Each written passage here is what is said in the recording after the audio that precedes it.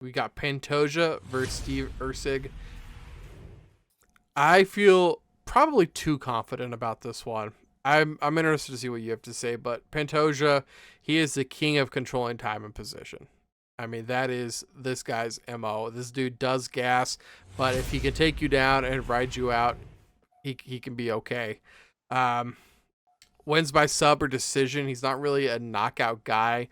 Looking at Erceg though, I think he's only had 3 UFC fights. He's a fluid fighter. He's got some sub work. He kind of looks like he wants to stand and strike to me. Um, and I don't think he's going to be able to against Pantoja. I think Pantoja's going to be able to take him down. I think Pantoja's going to be able to ride him out, get some good punches in. I think last time we did the Pantoja versus the lesser Brandon Royval, Right. a Yeah. while back. And Pantoja, I believe he didn't get the finish in that one, correct? He got the finish the first time, didn't the second time? Let me double check right quick what Pantoja did in that fight. I think you're right, but let's find out here. So I think we both thought he was going to finish Brandon Royval again. Yes, I believe that's what we thought. Yeah, it was a unanimous decision. He Yeah. didn't get the finish. And we just saw Royval actually just beat better Brandon Moreno, in Mexico too. We never said Royval was a slouch, but Moreno's just, we've seen the ceiling Moreno. I'm gonna say that wasn't a hit on Pantoja. I don't think it was Pantoja losing it for us, but Royval getting better. Steve Erceg coming in, he's only had 3 fights and he gets a championship fight against Pantoja. I don't see this going well for him. I think that Pantoja gets the finish here. I think he gets the sub actually on Erceg. So it's at minus 258 for the money line for Pantoja. I think that he calls it an early night. Gets a sub. What do you think, Bobby? Yeah, this was the most out of left field, random ass title shot Yes. I can think of in fucking recent history. I get 125 men's flyweight in the UFC is a bit of a shit show of a division and has been for a few years. And back as early as 2019, 2020 era, there was talks about it not even fucking existing anymore. A lot of people were afraid it would just be entirely dissolved. The rest of the fighters would either be forced to go elsewhere, move up a weight class, get cut, whatever. So now, thankfully, with Pantoja, Royval, Moreno, those guys in there, even Kai France to an extent, Manel Kopp when he's fucking healthy. Gosh, I Right. really want to see fucking Manel Kopp in the mix, but the man just can't fucking fight to save his life. He can't be active, and it sucks. So Muhammad Mokayev, there's guys, breathing fresh air into the division now, thankfully, that kind of make for some interesting matchups. Somebody Tagir Ulanbekov. I was really high on him. I don't know what the fuck he's up to nowadays because he's another guy that I'm going over the rankings because I'm trying to justify why the fuck Steve Erceg has this title shot Good luck. over any of the guys I just fucking named other than Royval and Moreno because they just got the shots. So those guys are obviously out. So I'm trying to fucking say. So what's going on with Tagir? Because Tagir should be making his way up there. Last fought December 2023, won against Cody Durden with a face crank, choked out Nate Maines in 2022. A little bit inactive. I wonder why. I just don't.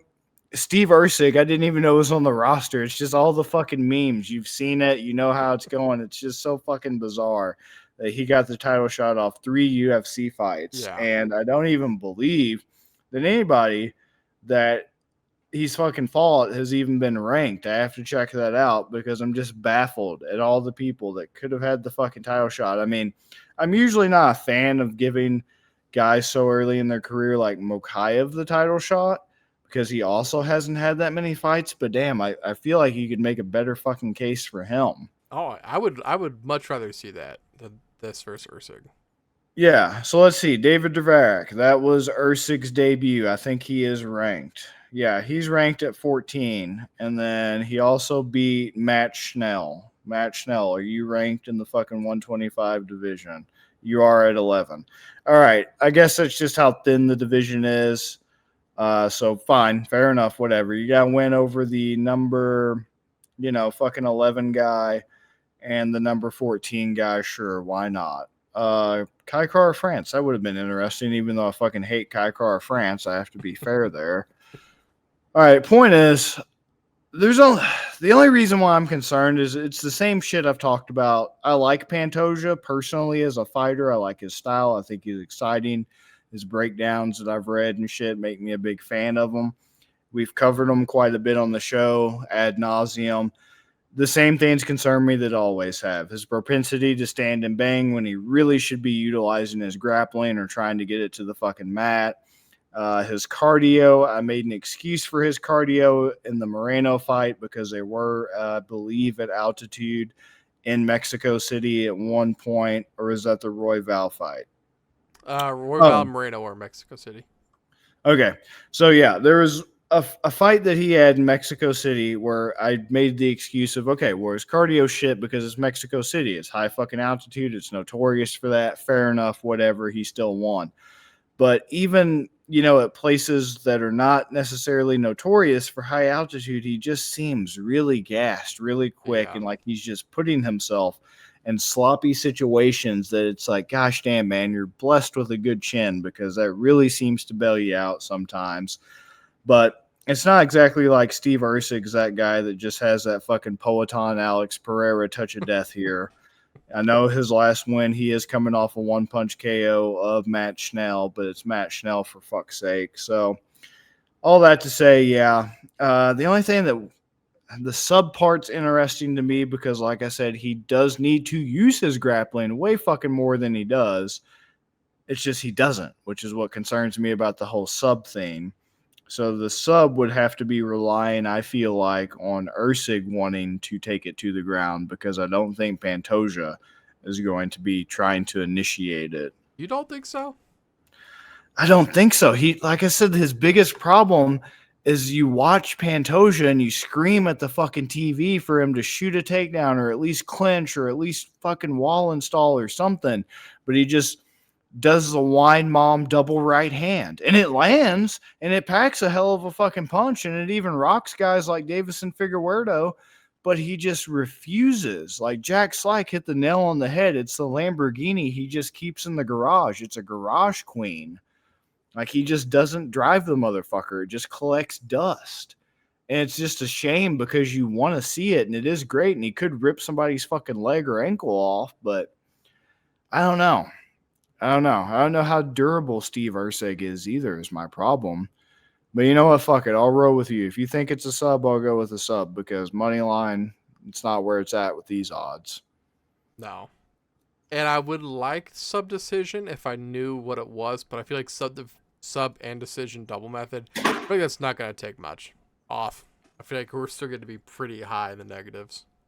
Yeah. He's a pretty big favorite, which is a little disappointing because the way people started to talk on social media after the initial shock of the announcement wore off, there were a lot of dumbasses who were kind of planting the seed of, he looks like some dude off The Office. I don't fucking watch The Office. Adam Carell, whatever the fuck his name is, characters who he looks like. So he's been playing into that. Everybody else has been, well, what if the guy from The Office is the new flyweight champion, blah, blah, blah, blah, blah. So I was hoping some dumbasses would kind of drive those numbers in a favorable direction for Pantoja. But I guess at least as of right now, that's not occurring. So that's unfortunate. But, I mean, it is what it is. At least there's some faith in humanity restored that people aren't that fucking dumb to put their money on Erceg just because of memes.